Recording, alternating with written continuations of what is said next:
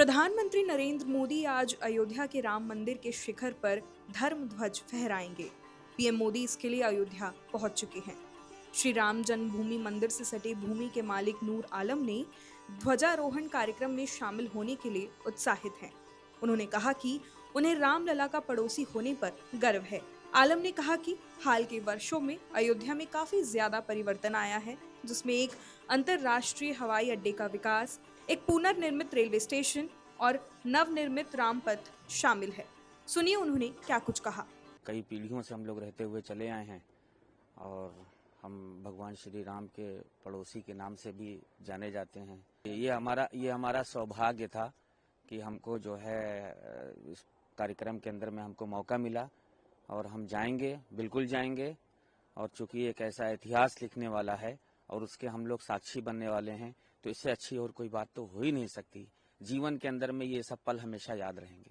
42 साल की उम्र में इतने रूप अयोध्या के देखे हैं, इतने रूप अयोध्या के देखे हैं।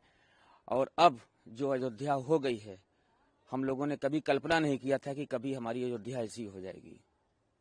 विश्व में आज नाम होता है, हर जगह जाते हैं, सारी जगह हर एक लोग के जबान पे सिर्फ अयोध्या का ही नाम है। और इसका श्रेय जो है सिर्फ हमारे प्रधानमंत्री और मुख्यमंत्री जी को जाता है। अगर किसी का मकान बनना है या किसी का कोई भवन बनता है, अगर उसमें कोई सहयोग करता है तो उस इंसान उसके एहसान को पूरे जीवन भर भूल नहीं पाता। और यहाँ तो हमारे प्रधानमंत्री और हमारे मुख्यमंत्री जी ने पूरी अयोध्या को ही बदल डाला।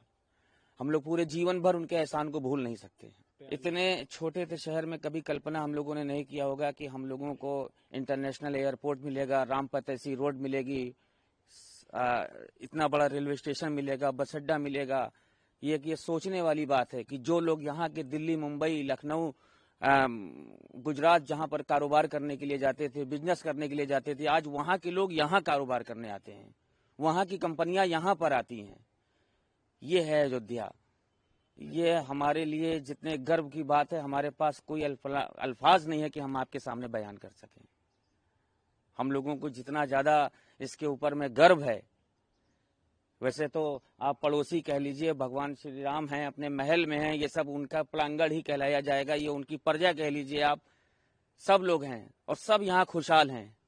प्राण प्रतिष्ठा के बाद में यहाँ के एक ऐसा माहौल हो गया कि यहाँ का हर एक बाशिंदा, हर एक इंसान, कोई परेशान नहीं, सब खुशहाल हैं। सबके ऊपर में प्रभु की माया बरस रही है।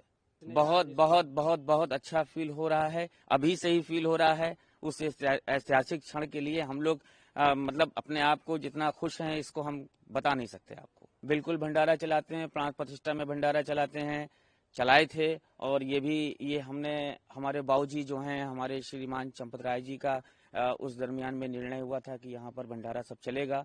तो ये रसोई और ये सब सारी चीजें ये सब बनी हुई हैं और ये हमेशा ही ये रसोई के ही इस्तेमाल में होगी। इसको हम फिर से और करा रहे हैं कि किसी भी समय कोई जरूरत पड़ जाए तो ये बिल्कुल चालू हालत में रहेगी ये। और कुंभ के मेले के अंदर में भी पूरा करीब 1.5 महीने तक समझिए कि रोड के ऊपर में सब पूरा चाय, नाश्ता, पानी का इंतजाम सब लोग, हम लोग बिल्कुल रात दिन लगे हुए थे। और ये हमारा भाग्य है। और भाग्य क्या है, ये तो उनकी मर्जी है कि जिससे काम लेना होता है वो ले लेते हैं। अब जो लोग विरोध करते हैं वो उनकी अपनी सोच होगी या उनका अपना जहन होगा। हम लोग तो प्रभु श्री राम के बिल्कुल पड़ोसी हैं, उनकी प्रजा हैं। अब हमारी अयोध्या बिल्कुल बदल चुकी है। जिनके जहन में जिस तरह का भी जो जैसा माहौल चल रहा है वो अपना चलेगा, लेकिन हम लोग तमाम सारी चीजों को, इन सब अपने जहन में लाने का कोई मतलब ही नहीं है। उन्होंने आगे कहा कि लोग व्यापार के लिए दिल्ली, मुंबई, लखनऊ और गुजरात जाते थे, लेकिन आज उन जगहों से लोग यहाँ व्यापार करने आते हैं। ये अयोध्या है। हमारे पास ये बताने के लिए शब्द नहीं है कि रामलला के पड़ोसी होने पर हमें कितना गर्व है। यहाँ हर कोई खुश है। खैर, ऐसी ही वीडियोस देखने के लिए सब्सक्राइब करें हमारे चैनल IBC 24 डिजिटल को। नमस्कार।